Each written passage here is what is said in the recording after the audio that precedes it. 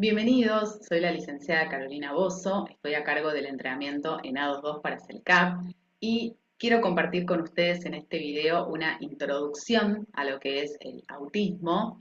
En primer lugar, haciendo un muy breve recorrido por lo que es la historia de este concepto y además, bueno, centrándonos luego en la revisión de los criterios diagnósticos para la condición del espectro autista, tal como las plantea el DSM-5. La idea es que este video, bueno, por supuesto, me imagino lo están viendo con anticipación y que al momento de comenzar las clases podamos centrarnos en la herramienta A2. Haciendo un poco de historia, la verdad que la historia del concepto de autismo es muy extensa, pero por allá, por el 1747, se escribió un libro que, digamos, documentó por primera vez el autismo, centrándose este libro en un aristócrata y terrateniente escocés que vivió en el siglo XVIII, Hugh Blair de Borg, y que lo describió como un sujeto que no estaba interesado en la amistad, no se mostraba interesado en conversar, seguía rutinas muy estrictas, coleccionaba objetos como pelucas, plumas de pájaros, trozos de tela, poseía una gran memoria, era muy memorioso, pero no siempre utilizaba la memoria de forma funcional. A veces recordaba cosas que no tenían demasiado sentido para el resto. Desarrollaba algunas conductas que los demás veían como inapropiadas, conductas de desinhibición, repetía lo que ya había dicho y mantenía un orden bastante estricto, casi de carácter compulsivo, sobre algunos objetos. Además, se quedaba ensimismado durante mucho tiempo viendo caer simplemente las gotas de lluvia contra el cristal. Eugene Bleuler fue quien en realidad acuñó por primera vez el término autismo en 1908 para describir algunos casos de esquizofrenia severa. ¿Sí? O sea, en ese momento el autismo se asociaba con la esquizofrenia. Una psiquiatra infantil rusa, Zucareva, fue la primera persona en definir de manera integral lo que ahora se considera autismo en el DSM-5, o sea que ya en ese momento ella pudo describir, digamos, lo que era realmente la conceptualización que hoy conocemos sobre el autismo, allá mucho tiempo atrás. Hans Asperger fue el primero en documentar muchos de los atributos de las personas con autismo y el primero en llamar autismo a una condición específica. ¿Sí? 1944 fue el año en que Asperger justamente publicó un artículo eh, que incluía presentación de 4 casos y un estudio muy detallado, muy exhaustivo sobre el autismo. Ese artículo se llamó Los psicópatas autistas en la infancia y fue muy importante porque, bueno, permitió, digamos, tener por primera vez una descripción muy minuciosa y además respaldada por los casos clínicos que presentaba. Decía Asperger en este artículo, no es de extrañar que estos niños sean siempre solitarios, desvinculados de cualquier comunidad infantil. Ellos mismos no luchan por ninguna comunidad, ya que no tienen relaciones personales con nadie, nunca tienen un amigo tampoco, y la comunidad también los rechaza, ya que siempre son un cuerpo extraño. Por un lado, la originalidad del pensamiento, que siempre incluye un poco de autismo, o la intensidad de los intereses especiales, aparentemente hipertrofiados a expensas de muchas otras capacidades, están tan en primer plano que tal las personas son capaces de lograr el máximo rendimiento. ¿Quién no conoce al investigador autista que se ha convertido en el personaje de tira cómica debido a su torpeza y falta de instinto, pero que puede lograr cosas excelentes o al menos avanzar en su campo especial o menudo muy limitado? ¿sí? O sea que ahí, digamos, hay una descripción y lo llama el niño psíquicamente anormal, ¿sí? Es el doctor Leo Kanner quien identificó en 1943 el autismo como un trastorno psicológico separado en los niños, y lo describió con el nombre autismo infantil temprano, ¿sí? Em, bueno, describió a partir de un estudio que realizó con 11 niños con características particulares, pudo describir que esos niños tenían determinadas particularidades, como ser una tendencia a la extrema soledad, el deseo obsesivo de la invariancia, perdón, una excelente memoria, un buen potencial cognitivo, hipersensibilidad a los estímulos, mutismo o lenguaje sin expresión comunicativa, o sea, sería lenguaje repetitivo, limitaciones en la variedad de la actividad espontánea, y luego, junto a Bettelheim, teorizaron que el autismo se debía a una crianza emocionalmente fría por parte de la madre. Esto fue en 1967. Eh, el autismo aparece en el DSM-1, que es de 1952, y también en el DSM-2 de 1968 ya, pero como un síntoma de la esquizofrenia. ¿Sí? Todavía está ligado a la esquizofrenia en ese momento, y es recién en 1980, con la introducción del DSM-3, que se incorporó el autismo como categoría diagnóstica. ¿Sí? Se empezó a hablar de allí de autismo infantil, y se lo describió como un trastorno generalizado del desarrollo distinto, desligado ahora, de la esquizofrenia.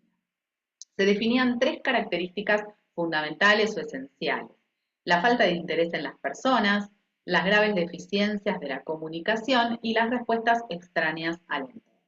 Y se decía que esto ocurría, digamos, estos síntomas tenían lugar en los primeros 30 meses de vida. En 1987 se produce una revisión del DSM-3, se amplían los criterios y se añade un diagnóstico en el extremo suave del autismo, ¿sí? O sea, se puede contemplar que hay casos en los cuales no se da la gravedad que se describió en el DSM-3, y se lo llama trastorno generalizado del desarrollo no específico. En 1994, con la introducción del DSM-4, que después sufrió una revisión en el 2000, ya aparece de alguna manera, aunque no enunciada así, la noción de espectro, pero que, digamos, se manifiesta a través de la cantidad de subtipos que podemos encontrar, que son 5, ¿sí? Es decir, quiere decir que no hay una única presentación, sino que junto al trastorno autista está también el trastorno de Asperger, el síndrome de Rett, el trastorno desintegrativo infantil, el trastorno generalizado del desarrollo no especificado que habíamos mencionado antes también. El trastorno autista se caracterizaba para el DSM-4 por las deficiencias de la comunicación y el lenguaje, déficit de la interacción social y un patrón de comportamiento restringido, repetitivo y estereotipado. Con la introducción del DSM-5 en el 2013, se produce un cambio de enfoque de categoría a la dimensional. Entonces ahí se eliminan los subtipos y se pasa, digamos, a introducir lo que es la noción de espectro, ¿sí? En el 2020 hubo una revisión que se presentó del DSM-5, en el que, como correlato, digamos, para lo que es el trastorno del espectro autista, solamente hay una pequeña aclaración respecto al criterio A, que ahora después lo voy a desarrollar. Entonces, ahora sí, vamos a introducir los criterios diagnósticos de TEA, así lo llama el DSM-5, trastorno del espectro autista, aunque, como sabemos, actualmente se lo llama condición del espectro autista. Dentro del DSM-5, la condición del espectro autista se ubica justamente dentro de los trastornos del neurodesarrollo, como parte de los trastornos del neurodesarrollo. Y la noción de espectro, digamos, incluye justamente varias presentaciones, ¿sí? Desde personas que no hablan hasta personas que hablan pero tienen alguna dificultad en las habilidades conversacionales, personas que tienen a lo mejor algunas particularidades como ser hiper o hiposensibles a los estímulos sensoriales, otras personas que no tienen esta característica. Digamos que dentro del espectro hay mucha variedad, ¿sí? Las dos áreas afectadas, en el caso de la definición del DSM-5, son, digamos, por un lado, habilidades sociocomunicativas y por otro lado, los patrones atípicos de conducta. Cuando empezamos a observar el DSM-5, vemos que hay 5 criterios, ¿sí? Que son importantes para el diagnóstico de la condición del espectro autista. El criterio A, que se define por la presencia de deficiencias persistentes en la comunicación social y en la interacción social en diversos contextos. El criterio B, que hace alusión a la presencia de un patrón de comportamientos, intereses y o actividades que son estereotipados, repetitivos o restrictivos. El criterio C, que se refiere a que los síntomas están presentes en las primeras etapas del desarrollo usualmente, aunque también existe la posibilidad de que lo que serían las características de la condición del espectro autista se presenten en un momento posterior cuando las demandas sociales superan las capacidades del individuo, así lo dice el DSM-5, o bien, digamos, el sujeto empieza a responder de forma diferente a las expectativas sociales, que es otra forma de decirlo. El criterio D establece que los síntomas causan deterioro en las áreas de despliegue vital, ¿sí? Generalmente eso es lo que hace que tengamos que comenzar a preguntarnos por el diagnóstico de un niño, un adolescente o a veces un adulto. Y el criterio E define que estas alteraciones no se explican mejor por discapacidad intelectual o por un retraso global del desarrollo. En lo que hace el criterio A, que lo habíamos definido como habilidades sociocomunicativas que se encuentran afectadas, el DSM-5 establece que hay 3 características que se dan para que nosotros podamos hacer el diagnóstico de autismo en lo que hace al criterio A. Después, por supuesto, tenemos las cuestiones que aluden al criterio B. Pero en lo que hace al criterio A, son 3 las características. Y cuando les decía que en el DSM-5 hay una aclaración con respecto al autismo, esa aclaración tiene que ver con que justamente en el caso de este criterio, que es el criterio A, había quedado en el DSM-5, la primera versión del 2013, había quedado un poco confuso, de manera confusa redactada, el hecho de que estas 3 condiciones deben darse, ¿sí? O sea, no es que puede darse alguna de estas 3, sino que las 3 deben darse, aunque pueden darse en diferentes grados de gravedad. Pero las 3 características tienen que estar presentes para que el criterio A se cumpla y para que podamos hacer un diagnóstico de la condición del espectro autista. Entonces, en primer lugar, las deficiencias en la reciprocidad socioemocional que menciona el DSM-5, bueno, se pueden dar, como les decía, en diferentes grados. Podemos encontrar sujetos que tienen un acercamiento anormal, no usual, no el que esperamos de acuerdo a nuestras expectativas sociales, que están, por supuesto, siempre del lado de lo neurotípico. O a veces simplemente es una dificultad para iniciar, mantener o continuar una conversación.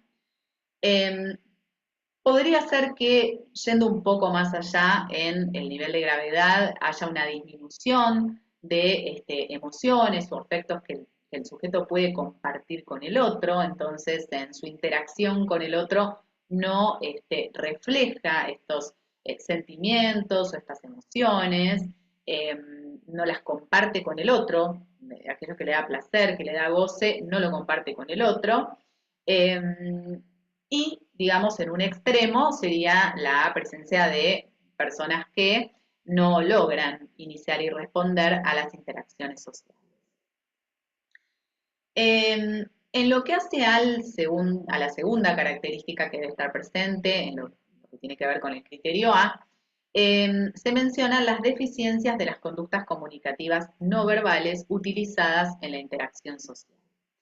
Quiere decir que hace alusión a todo lo que son los recursos justamente no verbales, con los cuales una persona puede comunicarse más allá de su discurso oral o su lenguaje oral. Entonces, lo que se encuentra, digamos, es que como mínimo en las personas con condición del espectro autista hay una integración poco apropiada entre lo que es el lenguaje no verbal y el lenguaje verbal, ¿sí? Que se puede reflejar en que la gestualidad no es acorde a lo que se está expresando.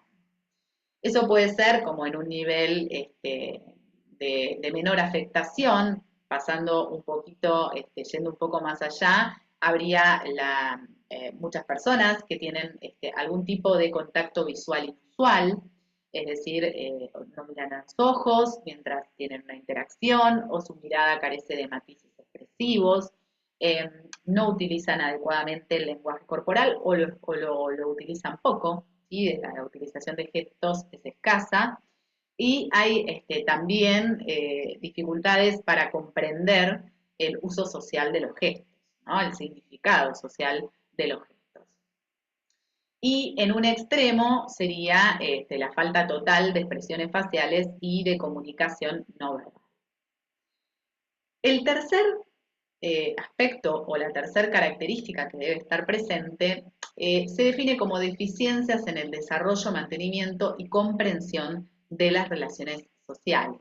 Y en este caso, digamos, puede que el sujeto despliegue una serie de conductas que dan cuenta de que no logra ajustar justamente su comportamiento a los diferentes contextos sociales en los que se encuentra, entonces se comporta de una forma que no sería esperable para determinado contexto, gritar en una iglesia, eh, pasando por dificultades para poder hacer amigos, ¿no? La imposibilidad de comprender o compartir con la sociedad el concepto de la amistad, del ser conocido y de los distintos roles sociales, hace que sea más difícil para esas personas poder relacionarse y responder en la forma en que una persona neurotípica espera al concepto de amistad, ¿no? O a la relación de amistad.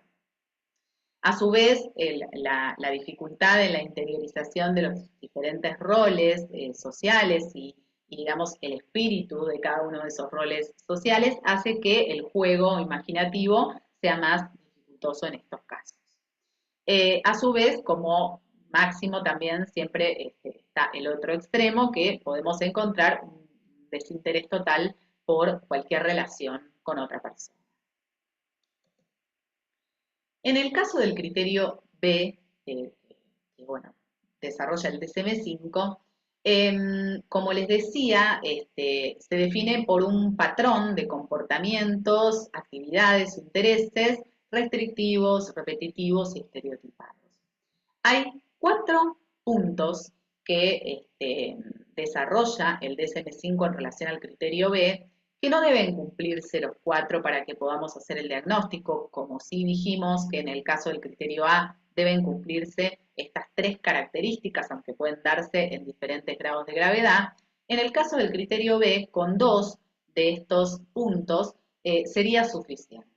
A su vez, vamos a ver que cada uno de estos puntos describe diferentes conductas que los reflejan, que tampoco tienen que darse todas para que podamos hablar de que el punto en cuestión se cumple, ¿sí? O sea, que puede ser que para movimientos, utilización de objetos o habla estereotipada y repetitiva, que es uno de los puntos, el sujeto, por ejemplo, desarrolle ecolalia o estereotipias. Y con eso sería suficiente para decir que ese punto se cumple. Entonces tenemos, como les decía, 4 puntos, de los cuales deberían cumplirse 2 para poder hacer el diagnóstico. Entonces, el primer punto se refiere a movimientos, utilización de objetos o habla estereotipada o repetitiva. Y ahora vamos a ver qué conductas se incluyen. El punto 2 hace referencia a la insistencia en la monotonía, la excesiva inflexibilidad en rutinas o patrones ritualizados tanto de comportamiento verbal como no verbal. Veremos también qué conductas podrían reflejar la presencia de este punto.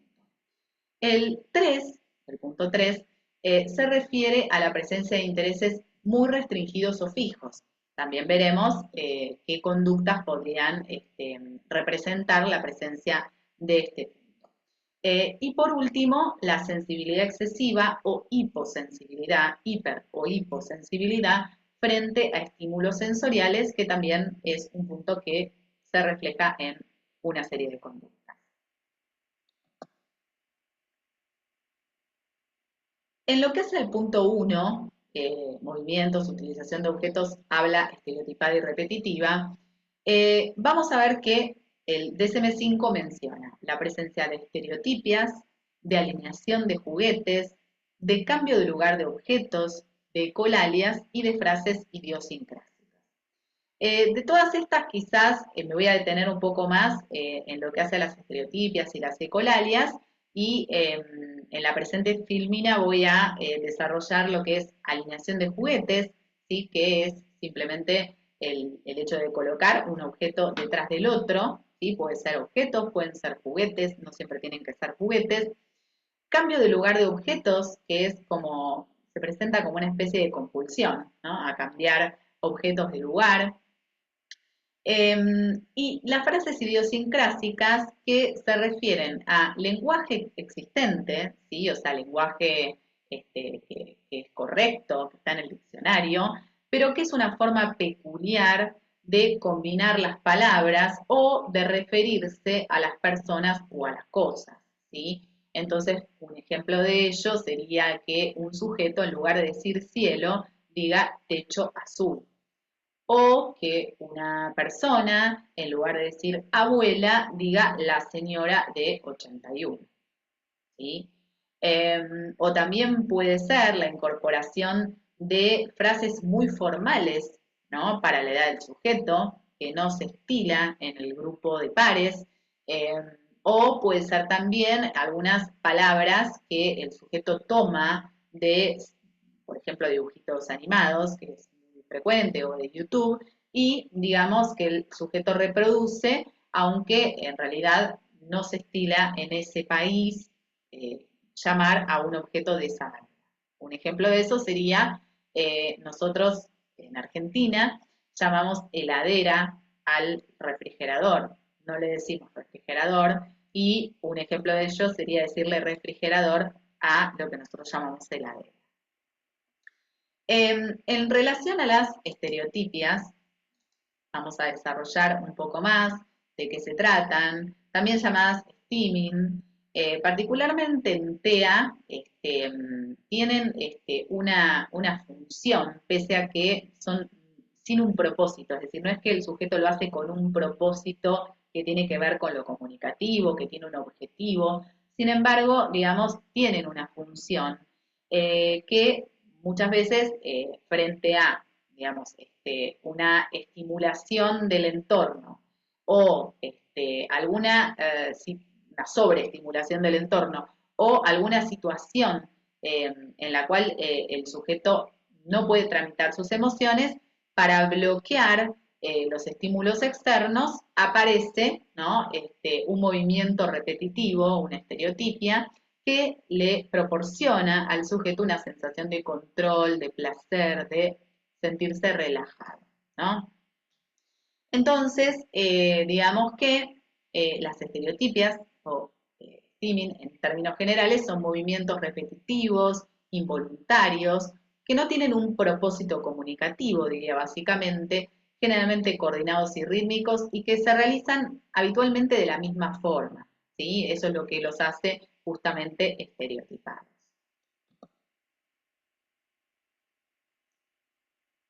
Se presentan a partir de los 3 años y no son privativos de personas con TEA, ni mucho menos, digamos, solamente de personas neurodivergentes, ¿sí? O sea, las estereotipias, los movimientos repetitivos que podemos situar como estereotipias, también se dan en sujetos neurotípicos.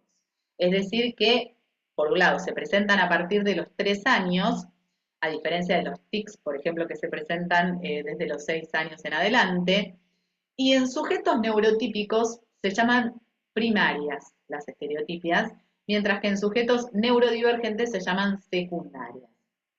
Son secundarias a algún trastorno del neurodesarrollo, pero que no necesariamente tiene que ser TEA.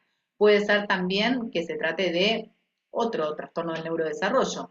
Puede ser, por ejemplo, el trastorno de discapacidad intelectual, o puede ser que sea concominante a TDAH o a un trastorno neurológico.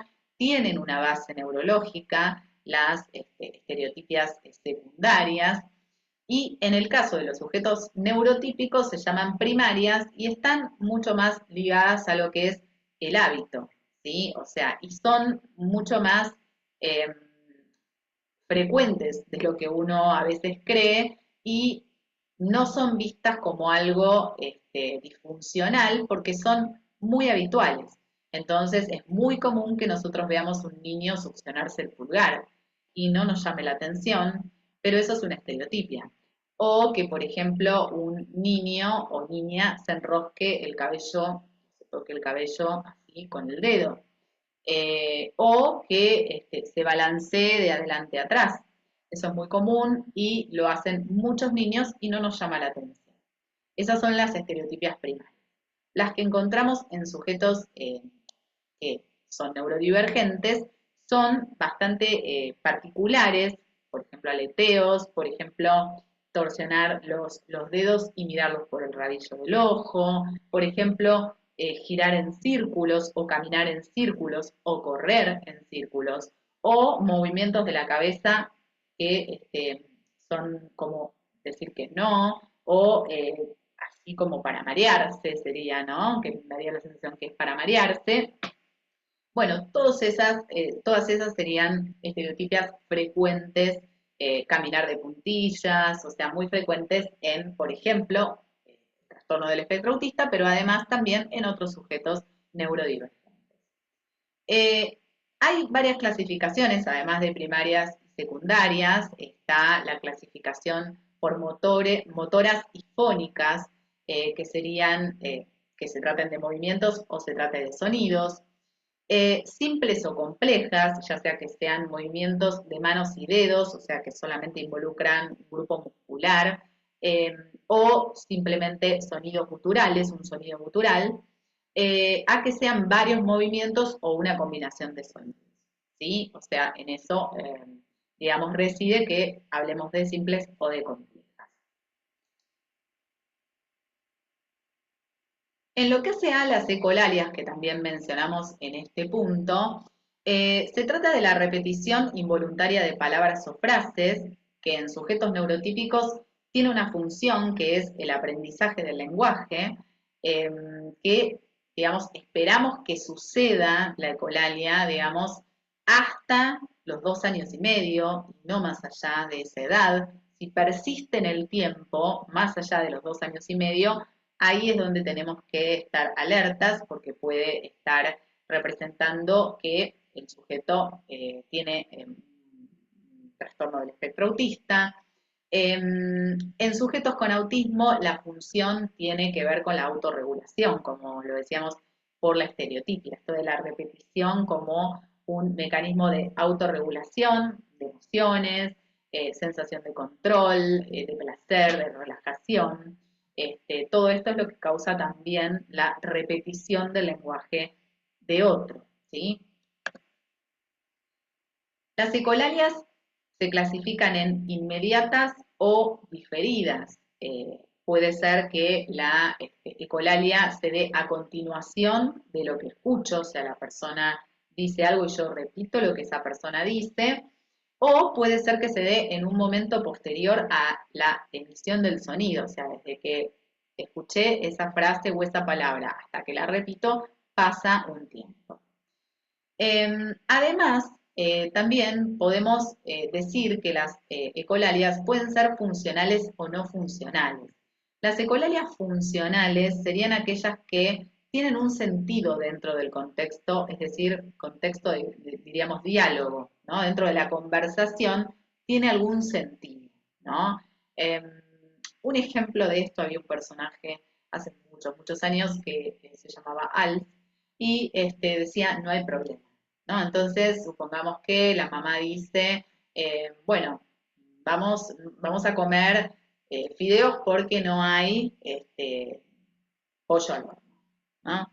Entonces, el niño dice, no hay problema, como decía Al, ¿no?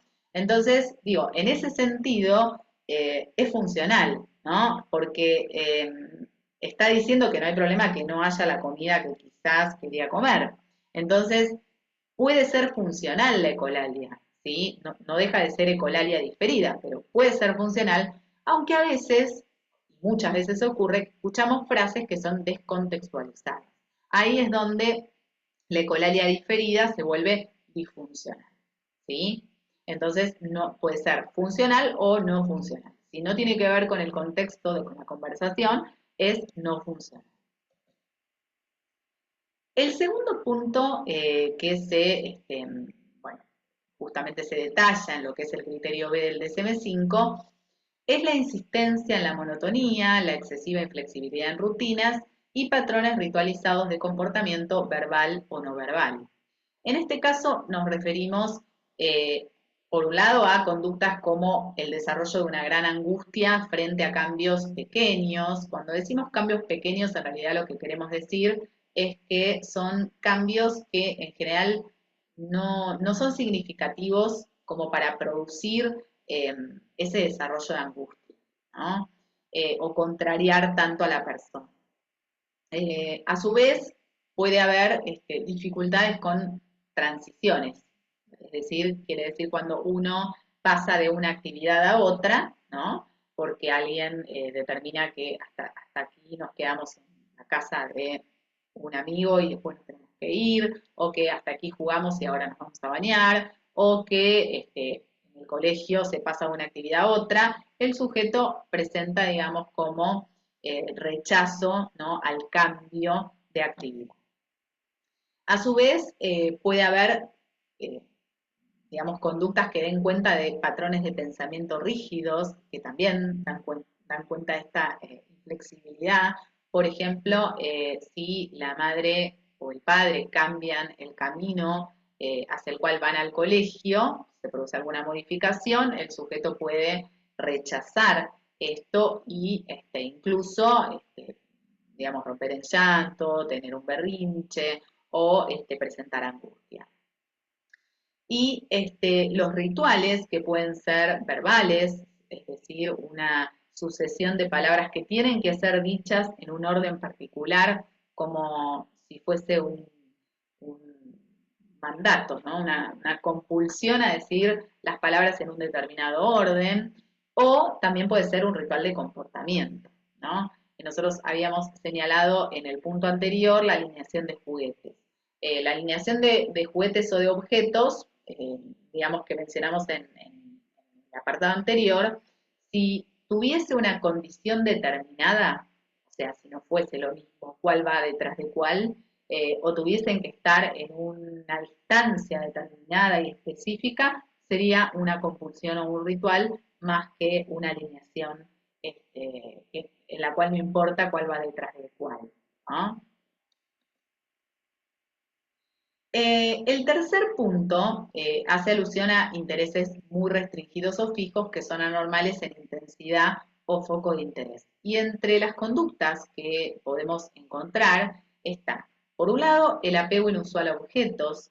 En el caso del apego inusual a objetos, el objeto es lo inusual ¿no? Digamos, es un apego a un objeto que en sí no es un objeto de apego usual, es decir, por ejemplo, un niño que no puede salir a la calle si no tiene una piedra que una vez encontró, eh, o también puede ser inusual por la edad del sujeto, o sea, puede ser que la persona sea un adolescente y el adolescente no puede salir a la calle si no tiene un oso de peluche, ¿no? Entonces esto sería inusual para su edad.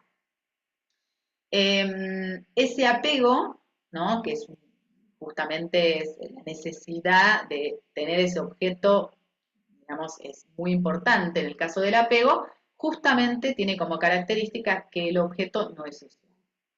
Por otro lado, también podemos observar que hay sujetos dentro del espectro que tienen preocupaciones inusuales, las cuales, digamos, son preocupaciones raras, extrañas o no frecuentes en personas o de su edad o en personas en general.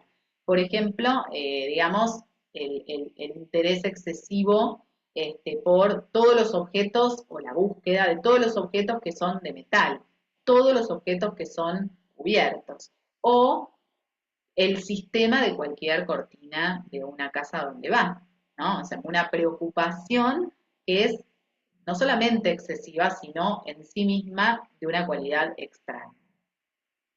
Y por otro lado, los intereses restringidos o fijos, eh, en el caso de los intereses restringidos o fijos, no son raros en sí, muchas veces la temática es una temática que puede ser usual en niños de esa edad, a veces son temáticas que, digamos, en algún momento fueron una moda o en algún momento, digamos, todos los niños estuvieron interesados en esa temática, pero el enfoque del sujeto, el nivel de detalle o también la persistencia a través del tiempo, más allá del momento en donde surgió este interés, bueno, eso es lo que llama la atención. Además de que lo restringido también recae en que en lugar de facilitar el vínculo social, en muchos casos, en la mayoría, lo obstaculiza. Por otro lado, tenemos todos los aspectos que tienen que ver con la sensorialidad, que no está presente, por supuesto, en todos los sujetos con trastorno del espectro autista o con condición del espectro autista, pero que en muchos casos nosotros observamos que hay una hiper o hiposensibilidad frente a estímulos sensoriales o un interés excesivo, ¿no?, por algún aspecto sensorial del entorno, que se puede reflejar, por ejemplo, en el olfateo, la palpación, la inspección ocular excesivas, lamer objetos, llevarse objetos a la boca, morder objetos, ¿sí? Es decir, la estimulación excesiva a través de alguno de los sentidos, ¿sí? Por otro lado, bueno, justamente esta hipersensibilidad también se da frente a sujetos que tienen como una fascinación por las luces y el movimiento. Entonces, por ejemplo, hay niños que se quedan fascinados mirando cómo se mueven las paletas de un ventilador, o mirando una luz, ¿no? O sea, se quedan fascinados mirando la luz. A su vez, digamos, pueden presentarse también respuestas adversas que también dan cuenta de la hipersensibilidad, porque si yo tengo una respuesta adversa frente a sonidos fuertes o ruidos fuertes, bueno, estoy demostrando que soy muy sensible a ellos. Por otro lado, puede haber algunos estímulos sensoriales específicos que pueden tener que ver con lo auditivo, con lo visual, con el gusto, con el tacto, ¿sí? O sea, por ejemplo, una respuesta adversa frente a determinada calidad de la ropa, ¿sí? O sea, si es de algodón lo pueden usar y si no, no, o no poder usar medias. Bueno, todo esto que es un rechazo también da cuenta de la hipersensibilidad. Ahora bien, en el caso de la hiposensibilidad, o sea, menos sensibilidad de lo habitual, lo que solemos observar en los casos de que se presenta esta característica es una cierta indiferencia a la temperatura o al dolor, ¿no? Entonces vemos sujetos que quizás esperaríamos que frente a un golpe determinado lloren, ¿no? O por lo menos manifiesten dolor y no lo manifiestan. No quiere decir que no lo sientan, pero no lo manifiestan o no lo expresan. Y lo mismo con respecto a las temperaturas, o sea, a lo mejor tener mucho calor, pero no quitarse el abrigo, o tener mucho frío y no poder registrar esto para poder abrigarse. En lo que es el diagnóstico de trastorno del espectro autista para el DSM-5, se agrega que habría que especificar, por un lado, la gravedad, ¿no? Que tiene que ver con el nivel de apoyos que el sujeto necesita para desenvolverse en su vida cotidiana. Sabemos que hay grado 1, grado 2 y grado 3. En función de eso está descrito en el DSM-5 que sea con o sin déficit intelectual acompañante, ¿no? O sea, es un tema importante a saber si hay déficit intelectual, si es con deterioro del lenguaje o no, o sin deterioro del lenguaje acompañante, y bueno, también puede estar acompañado de una afección médica o genética o estar asociado a una afección médica o genética, a un factor ambiental conocido. Alguna asociación puede tener también con algún otro trastorno del neurodesarrollo, ¿sí? Como puede ser TDAH, ¿sí? O sea, puede ocurrir, y si es o no con catatonia, ¿sí? Bien, entonces hasta aquí llegamos con esta introducción. Lo que seguramente les va a llegar por correo es un repaso, ¿sí? Es un formulario Google para que puedan hacer un repaso de todo lo que les presenté en este video. Además, comparto con ustedes un link que les va a permitir acceder a visualizar cómo se administra un A22, en este caso un módulo T, bueno, por último voy a compartir con ustedes también las conceptualizaciones de autismo que establece el DSM-5 también a través de un PDF. Bueno, muchas gracias y los espero para el curso de A2.